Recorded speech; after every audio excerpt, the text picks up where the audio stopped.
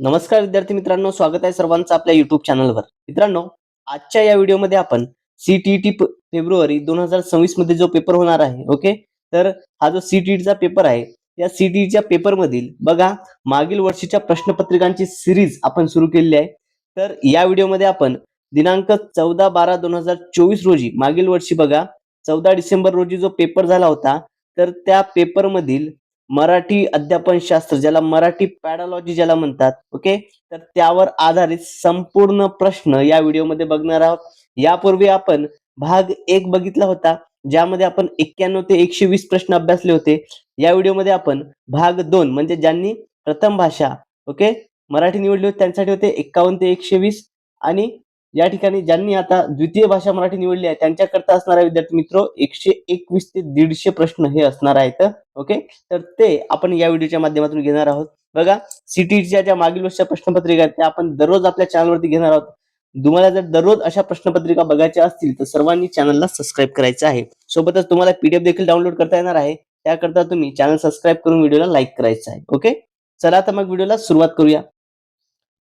बघा, ही 2024 मधील सीटीईटीची प्रश्नपत्रिका आहे. सेट आहे या ठिकाणी एच या सेटची ही प्रश्नपत्रिका आहे विद्यार्थी मित्रो. बघा, आता या ठिकाणी आपण काही प्रश्न हे मागच्या याच्यात बघितले होते, ओके. हे आपण बघितलेलं आहे. हा व्हिडिओ तुम्ही आपल्या याच्यामध्ये जाऊन बघू शकता. हे सर्व आपण ऑलरेडी घेतलेलं आहे, ओके. भाग 1 तुम्ही यापूर्वीच्या व्हिडिओमध्ये बघायचा आहे. आता ही पीडीएफ देखील आपल्या टेलिग्राम चॅनलवर विद्यार्थी मित्र मी टाकलेली आहे, ओके. ही पीडीएफ देखील तुम्ही डाउनलोड करून घ्यायची आहे किंवा कमेंटमध्ये पीडीएफ मेसेज करायचा आहे. त्यानंतर आपण आता भाग 2 बघूया. बघा, आता भाग 2 नेमकं काय आहे, भानगड काय आहे? तर बघा, ज्या परीक्षार्थी, ओके, जे विद्यार्थी आहे ज्यांनी भाषा 2 चा पर्याय मराठी हा निवडलेला आहे, ओके, ज्यांनी भाषा 2 चा पर्याय मराठी हा निवडला असेल तर त्यांनी भाग 5 मधील प्रश्न 121 ते 150 हे सोडवावी, ओके. या प्रश्न त्या ठिकाणी त्यांनी सोडवायची आहे, ओके.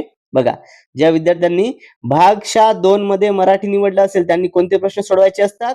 121 ते 150 हे प्रश्न सोडवायची असतात, ओके. बघा, मग आता चला या व्हिडिओमधील पहिला प्रश्न बघा.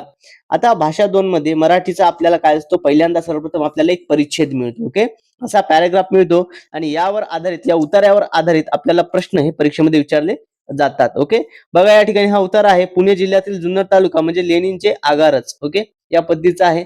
आता हा उतारा काळजीपूर्वक वाचून घ्यायचा आहे विद्यार्थी मित्र आणि यावरील आपल्याला प्रश्न सोडवायचे आहेत, ओके. बघा, लेणींमधून कोरीव कामातून कोणत्या बाबतीत माहिती मिळते? बघा, लेणीमधील जे कोरीव काम आहे यातून कोणत्या बाबतीत माहिती मिळते असा प्रश्न या ठिकाणी विचारलेला आहे.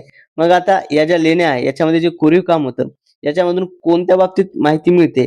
आता आपण या ठिकाणी विद्यार्थी मित्र जी सीटीईटी जी अंतिम उत्तर तालिका होती, ओके, जी अंतिम उत्तर पत्रिका होती, तर त्या उत्तर पत्रिकेवर आधारित जे काही उत्तरे आपल्याला होते ती उत्तरे या ठिकाणी घेणार आहोत, ओके. मग यानुसार काय आहे तर लेणीव कामातून, ओके, कोणत्या बाबतीत माहिती मिळते? लेणीतील कोरीव काम जे यातून कोणत्या बाबतीत माहिती मिळते बरं? तर दान धर्माबद्दल माहिती मिळते. पर्याय क्रमांक 1 दान धर्म हे या प्रश्नाचं योग्य असं उत्तर आहे, ओके, दान धर्म. यानंतर पुढील प्रश्न बघा. पुढचा प्रश्न काय आहे? लेणी समूहाबद्दल लेखकाने काढलेला उद्गार कोणता? बघा, लेणी समूहाच्या बाबतीत लेखकाने काढलेला उद्गार कोणता आहे? तर कोणता उद्गार आहे त्या ठिकाणी? तर मानवी कलात्मकतेचा सर्वोत्कृष्ट आविष्कार. काय म्हटलंय?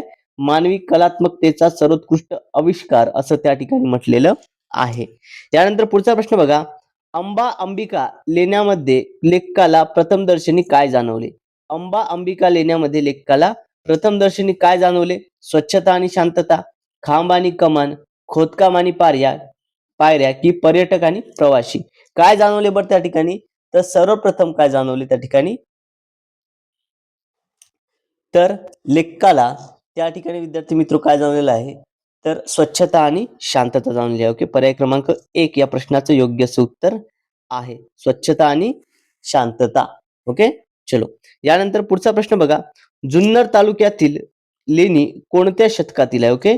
बघा, जी जुन्नर तालुक्यातील लेणी आहे ही कोणत्या शतकातील आहे? 4थ्या, 5व्या, 2ऱ्या की 3ऱ्या? तर जुन्नर तालुक्यातील ज्या लेण्या आहेत या 3ऱ्या शतकातील येतात. पर्याय क्रमांक 4 तिसरे आहे या प्रश्नाचं योग्य असं उत्तर आहे. यानंतर पुढील प्रश्न बघा. संचय संग्रह करण्याचे ठिकाण या शब्दाचा समानार्थी शब्द म्हणजे काय? बघा, संचय आणि संग्रह करण्याचं ठिकाण याचा समानार्थी शब्द कोणता येतो? लेणी, माघार, आगार की विहार? बघा, संचय आणि संग्रहाचा जो समानार्थी शब्द आहे तो आहे आगार. पर्याय क्रमांक 3 या प्रश्नाचं योग्य असं उत्तर आहे. यानंतर पुढील प्रश्न बघा, इतिहासकार लेनिनच्या नावासाठी कोणत्या ग्रंथाचे संदर्भ देतात? ओके, इतिहासकार लेनिनच्या नावासाठी कोणत्या ग्रंथाचे संदर्भ देतात?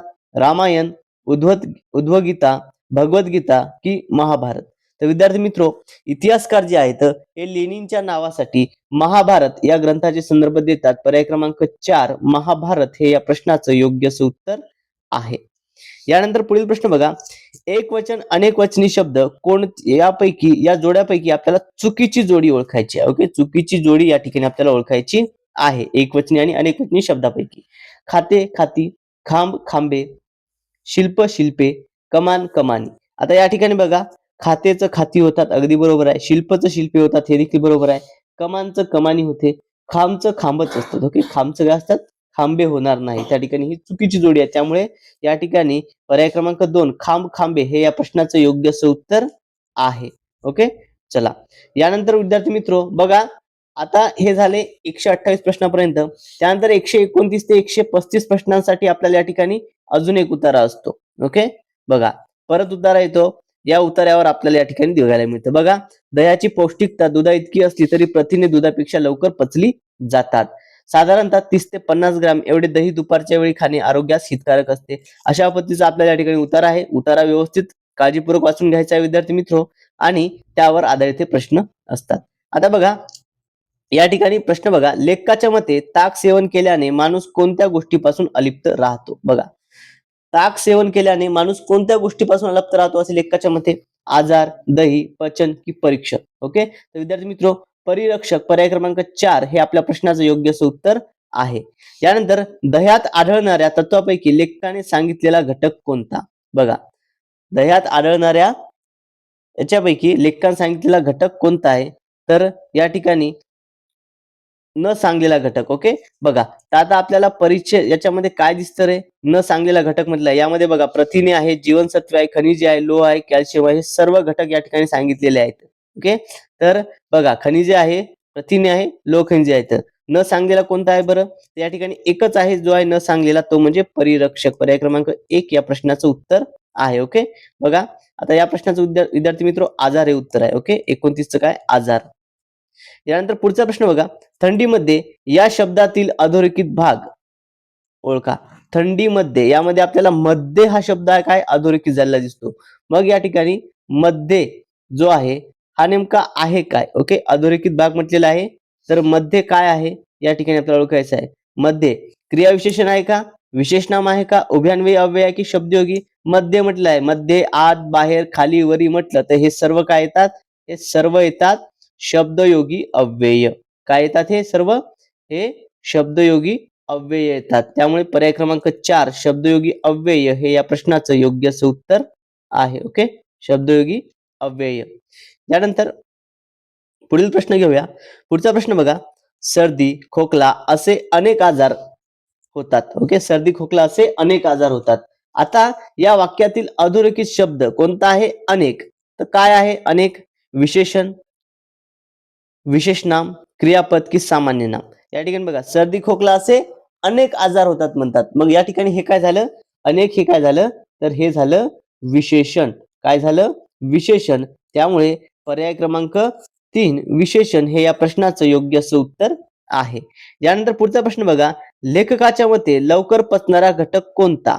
बघा, लेखकाच्या मते लवकर पचणारा घटक कोणता आहे? लोह, उपयुक्त जंतू, खनिजे की प्रथिने? तर लेखकाच्या मते लवकर पचणारा घटक कोणता आहे बरे? तर तो आहे प्रथिने. पर्याय क्रमांक 3 या प्रश्नाचं योग्य उत्तर आहे. विद्यार्थी मित्रो, तुम्ही जर CTET 2026 ची तयारी करत असाल, ओके, तर सर्वांनी आपल्या चॅनलला काय करायचं आहे? सर्वांनी चॅनलला सबस्क्राईब करायचं आहे. सोबतच व्हिडिओ आवडत असल्यास सर्वांनी व्हिडिओला लाईक करायचं आहे आणि साईडला जे बेल आयकॉन आहे त्याला देखील प्रेस करायचं आहे. तुम्हाला ही स्पष्टीकरणावाली ही PDF तुम्हाला डाउनलोड करता येणार आहे. विद्यार्थी मित्रो, PDF मिळवण्याकरता तुम्ही आपलं टेलिग्राम चॅनल जॉईन करायचं आहे किंवा या ठिकाणी कमेंट मध्ये मला PDF मेसेज करायचा आहे. त्या ठिकाणी मी तुम्हाला लिंक सेंड करून देईल, तिथून तुम्ही PDF डाउनलोड करू शकता. ओके, चला यानंतर पुढील प्रश्न घेऊया.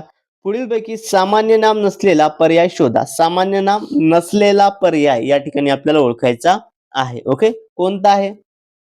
जीव, जंतू, मनुष्य की ताक. सामान्य नाम नसलेला कोणता आहे तर ताक हे सामान्य नाम नाही. ओके, ताक काय सामान्य नाम नसलेला पर्याय आहे. ताक म्हटलं की एक विशिष्ट वस्तू झाली. मनुष्य सामान्य नाम आहे, जंतू सामान्य नाम आहे, जीव हे सामान्य नाम आहे. विशेष गोष्टीचा बोध होतो ते सामान्य नाम नसतं. ओके, या ठिकाणी काय ताक हे या प्रश्नाचं योग्य असं उत्तर आहे. यानंतर पुढील प्रश्न बघा.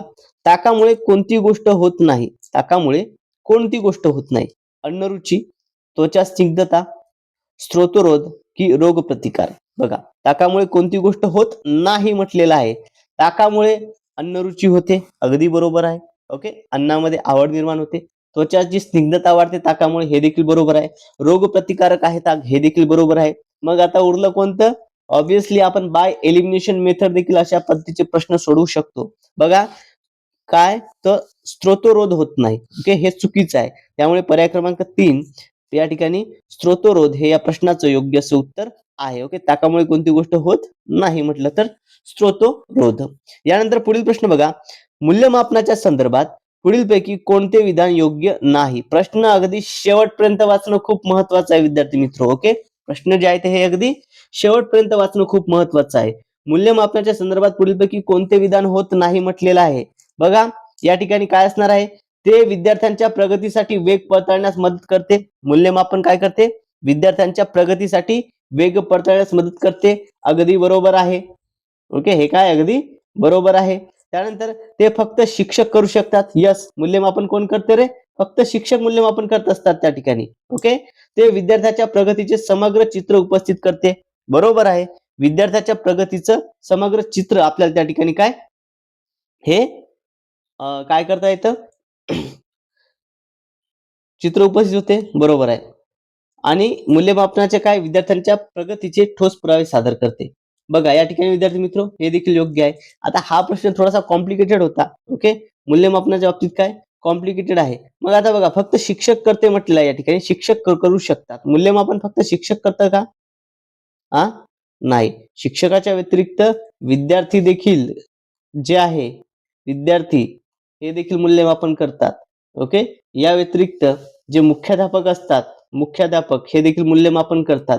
हे या ठिकाणी यामुळे पर्याय क्रमांक 2 या प्रश्नाचं उत्तर असणार आहे. यानंतर पुढचा प्रश्न बघा. शिक्षणातील उणीवा लक्षात घेण्यासाठी चुकांचे विश्लेषण ओके महत्वाचे असते. शिक्षणातील उणीवा लक्षात घेण्यासाठी चुकांचे विश्लेषण महत्वाचे असते. कारण का लक्षात असते? कारण बघायचं, चुका या विद्यार्थ्यांच्या आकलन शक्तीच्या उणीवांचा संकेत आहे. चुका या विद्यार्थ्यांच्या आकलन शक्तींच्या उणीवांचा संकेत आहे. चुकांच्या माध्यमातून संकल्पनात्मक विकास आणि अभिप्रेरण निर्देशनास येते. बहुतांश चुका या विद्यार्थ्यांच्या आडमुठेपणामुळे होतात. आणि चुका म्हणजे विद्यार्थ्यांची भौतिक कुवत आणि त्यांची शैक्षणिक अवस्था जाणून घेण्याचे साधन. हे असणार आहे या प्रश्नाचं योग्य असं उत्तर. विद्यार्थी मित्र, चुका म्हणजे काय? विद्यार्थ्यांची भौतिक कुवत आणि त्याची शैक्षणिक जी अवस्था आहे ती जाणून घेण्याचे साधन, हे याचं योग्य असं उत्तर आहे.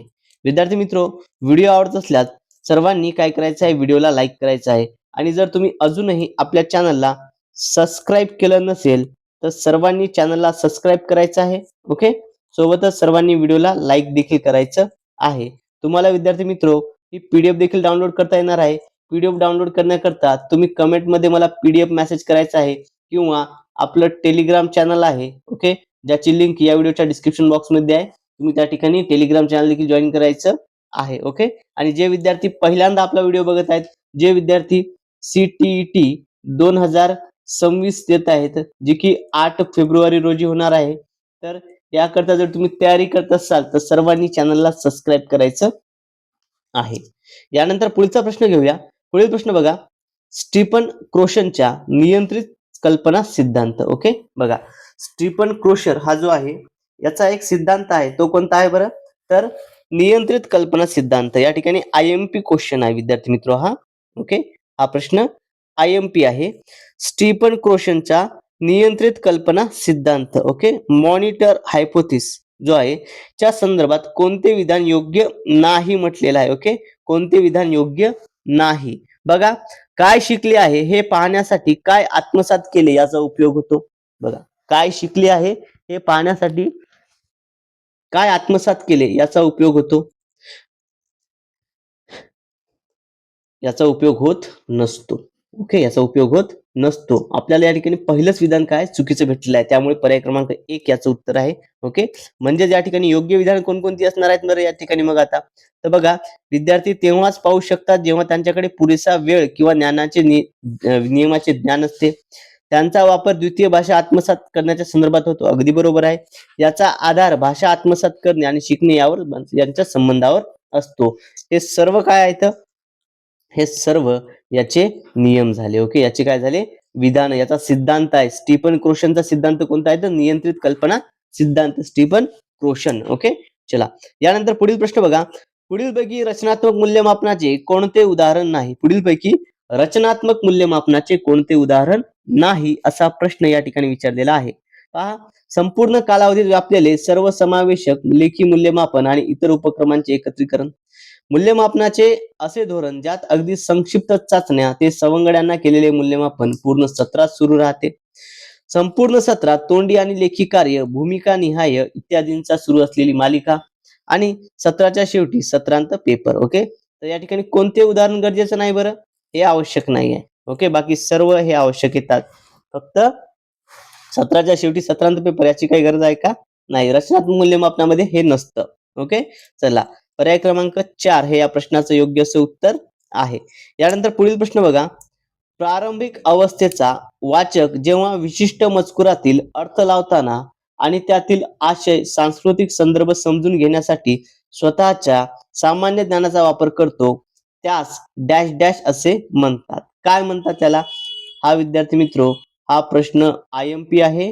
100% हा प्रश्न रिपीट होण्याचे चान्सेस आहे. ओके, बघा, पॅडागॉगी हा जो घटक आहे यावर आधारित हे प्रश्न आपल्याला दिसून येतात. ओके, IMP प्रश्न आहे. सर्वांनी हा प्रश्न नोट डाऊन करून घ्यायचा आहे. बघा, या ठिकाणी कोणती पद्धत म्हणणार, याला काय म्हणणार? ऊर्ध्वगामी पद्धत. Okay, bottom up approach, bottom down approach, अधोगामी टॉप बॉटम अप्रोच की टॉप अप पद्धती. ओके, टॉप अप अप्रोच काय म्हणणार याला? बघा, प्रारंभिक अवस्थेमध्ये वाचक जेव्हा विशिष्ट मजकूर जो आहे त्याचा अर्थ लावताना आशय, सांस्कृतिक संदर्भ घेऊन यात समजून घेण्यासाठी स्वतःच्या ज्ञानाचा वापर त्या ठिकाणी करायला लागतो. यालाच काय म्हणतात? याला अधोगामी पद्धत. ओके, टॉप डाऊन अप्रोच असे म्हणतात. काय म्हणतात त्याला? अधोगामी पद्धती.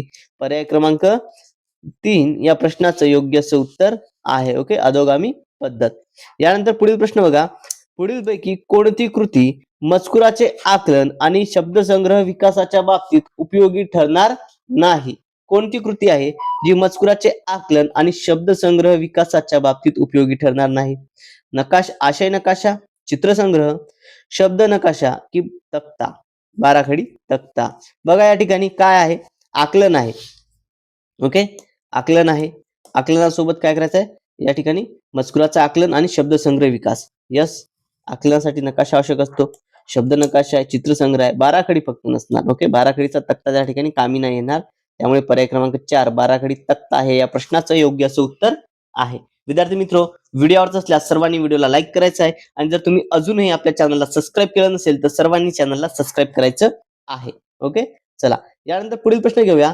महत्वाच्या 2 मूल्यमापनाच्या संदर्भात पुढीलपैकी कोणते विधान योग्य आहे? ओके, बघा, महत्वाची 2 मूल्यमापने याच्या संदर्भात पुढीलपैकी कोणतं विधान योग्य आहे असा प्रश्न या ठिकाणी आपल्याला विचारलेला आहे.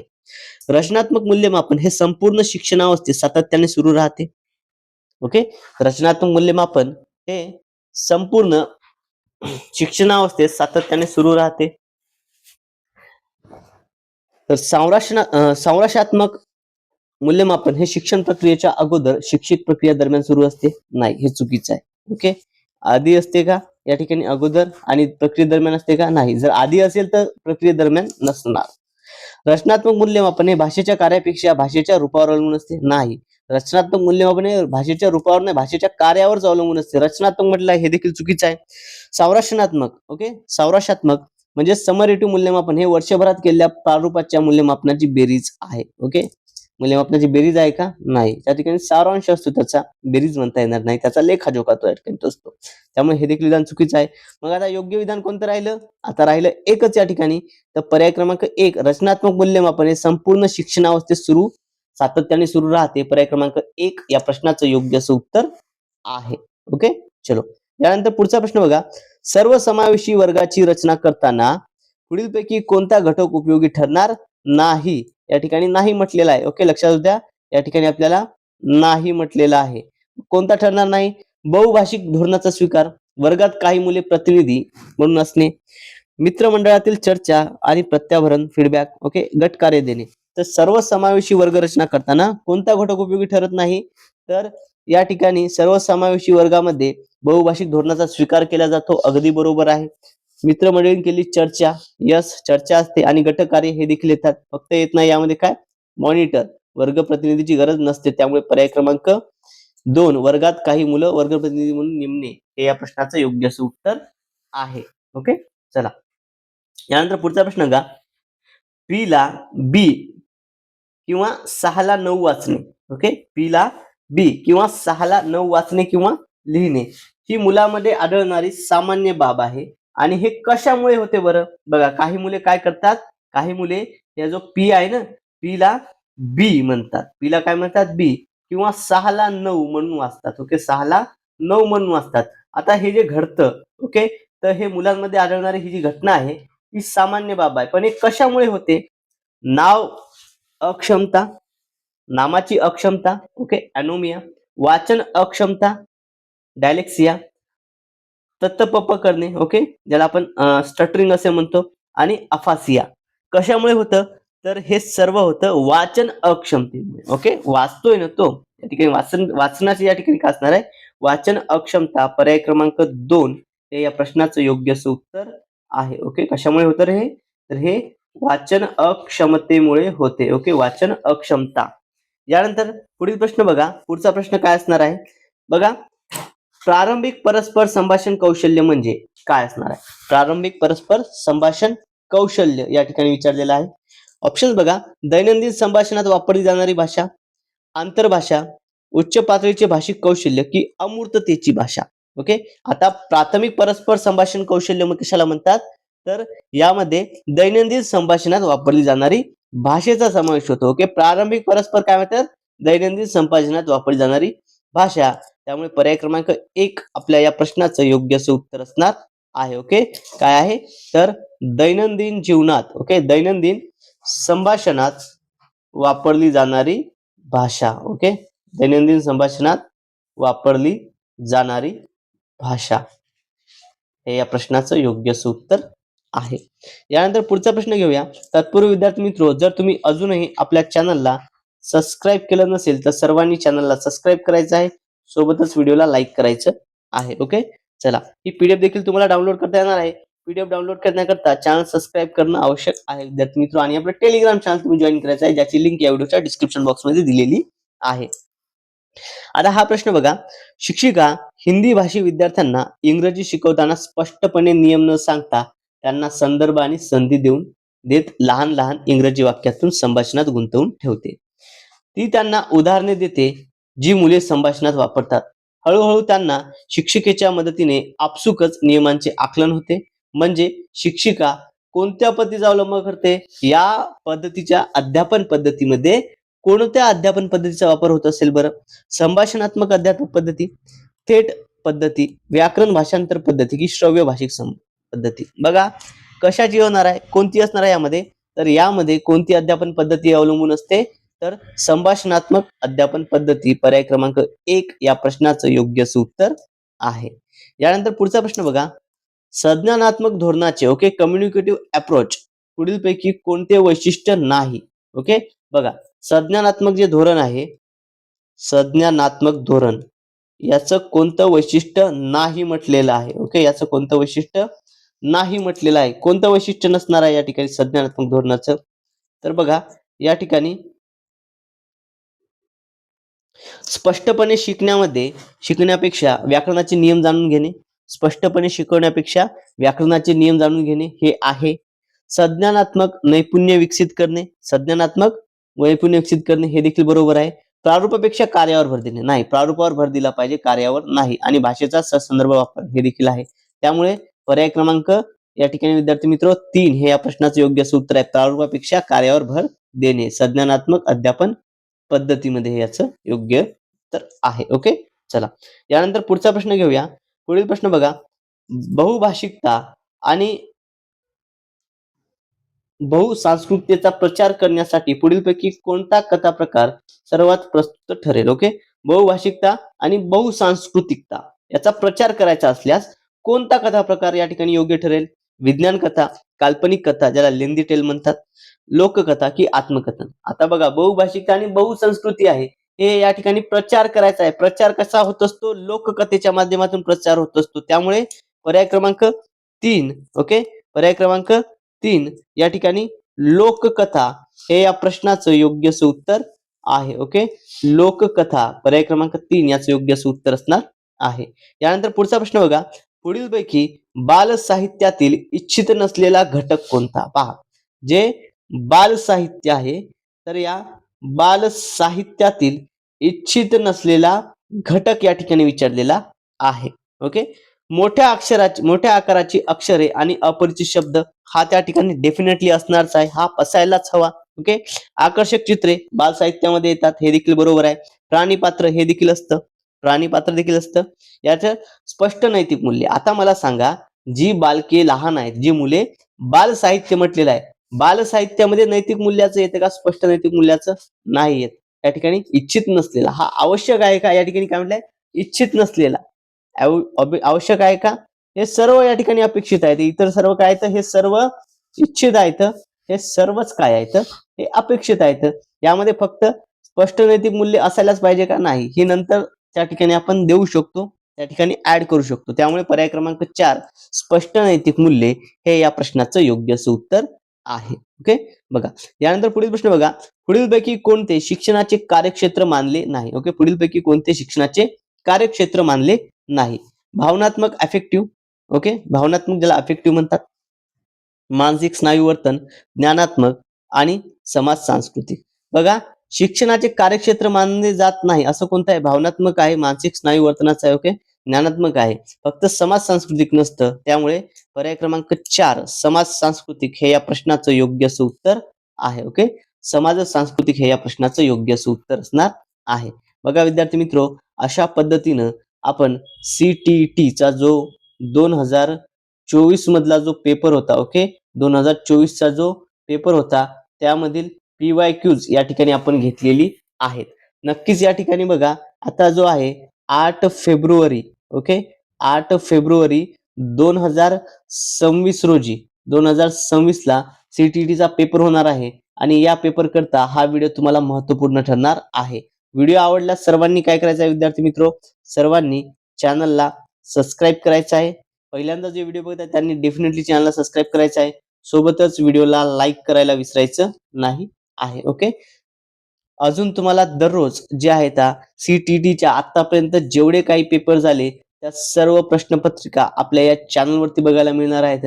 मग कोणताही व्हिडिओ जर तुमच्याकडून मिस नाही झाला पाहिजे तर त्याकरता तुम्ही आपल्या चॅनलला सबस्क्राईब करायचं आहे. आणि जर तुम्हाला ही PDF हवी असेल तर ही PDF डाउनलोड करण्याकरता तुम्ही आपलं टेलिग्राम चॅनल जॉईन करायचं आहे.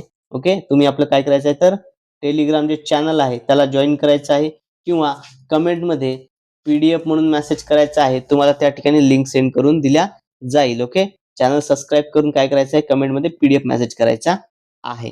मित्रांनो, आजच्या या व्हिडिओमध्ये एवढंच. भेटूयात पुढच्या व्हिडिओमध्ये. Thank you so much.